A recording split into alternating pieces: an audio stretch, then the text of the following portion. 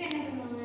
Next வந்துட்டு அந்த எலக்ட்ரோட்ல place பண்ணுவாங்க. அவங்களோட ஸ்கேல்ப்ல எலக்ட்ரோட்ஸ் வந்து பிளேஸ் பண்ணுவாங்க. நெக்ஸ்ட் அவங்க பேஷண்ட் ஏத்த மாதிரி 8 to 23 வீக்ஸ் வந்து அந்த பேஷண்ட் எப்போ தேவையோ அந்த வீக்ஸ் வந்து லீட்ஸ் வந்து பிளேஸ் பண்ணுவாங்க. நெக்ஸ்ட் லீட்ஸ் ஸ்டிக் பண்ணிடுவாங்க. அதுக்கப்புறம் வந்துட்டு பேஷண்டோட ஆக்டிவிட்டிஸ் இது பண்ணாங்க. ஓகே. பேஷண்ட் கம்ப்ளீட்டா லை டவுன் பண்ணிட்டு அவங்களுக்கு அந்த பேஷண்ட்டுக்கு தகுந்த ஆக்டிவிட்டிஸ் பண்ண சொல்லுவாங்க. ஐஸ் க்ளோஸ் பண்றது, ஓபன் பண்றது, ஃபிளாஷ் பண்றது, இல்லனா வந்து ஸ்லீப் பண்றது அந்த மாதிரி. இப்போ அடல்ட் பேஷண்ட்டுக்கு ஸ்லீப் வரல அப்படின்னா என்ன ட்ரிப்ஸ் கொடுப்பாங்க?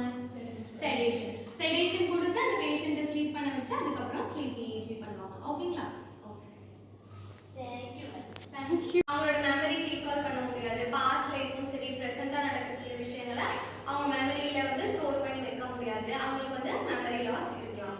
அடுத்து degeneration of brain tissue. Degeneration of brain tissue வந்து டிமென்ஷியா அப்படின்னு சொல்லுவோம். குரூப் ஆஃப் டீஜெனரேட்டிவ் டிசார்டர்ஸ் சேர்ந்தது தான் டிமென்ஷியா. ஓகேங்களா? அல்சைமர்ன்றது அதுல one of the degenerative disorder. அதே மாதிரி பிரெயின்ல நிறைய செல்ஸ் அழிஞ்சு போறது நிறைய டைப் இருக்கு. இதெல்லாம் சேர்ந்த குரூப் ஆஃப் டிசீஸ் தான் டிமென்ஷியான்னு சொல்லுவோம். டிமென்ஷியா தான் இருக்கிறதே லாஸ்ட் ஸ்டேஜ்.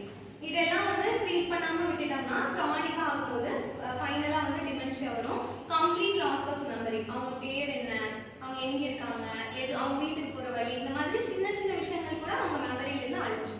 எதனால அப்படின்னா பிரெயின்ல அந்த மெமரியை ஸ்டோர் பண்ணி வைக்கக்கூடிய செல்ஸ் எல்லாம் என்ன ஆயிடும்? அழியறதுனால. அப்புறம் metabolic condition that affect brain tissue.